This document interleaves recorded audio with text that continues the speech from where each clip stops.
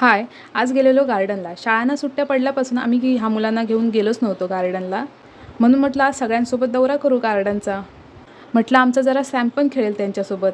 पण तो गेल्या गेल्या काय मातीतच बसला होता. तो मातीतच खेळत होता. थोडं मोठं गार्डन होतं ना, तिथे जरा गर्दी होती. म्हणून आम्ही छोट्या गार्डनमध्ये गेलो. सॅम ज्या घोड्यावर बसला होता ना, तो एकच घोडा चांगला होता. बाकीचे घोडे खराब होते. त्याला गोल फिरवत होतो ना, म्हणून गप्प तो समोर डोकं टेकून बसला होता. हा झोपाळा बघा, ह्या झोपाळ्याची तर पूर्ण वाटच लावून टाकली आहे. जाऊन दे. जी पूर्ण पॅक स्लायडिंग आहे ना, त्याच्यावरून दीदीने त्याला घेऊन आलं तर तो घाबरला, परत गेलाच नाही तिथे.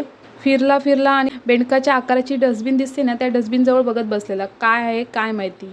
तेवढ्या ती दीदी आली, तिथून उचललं त्याला आणि इथे आणून बसवलं. थोडा खेळला, मग परत मातीतच खेळत बसला होता.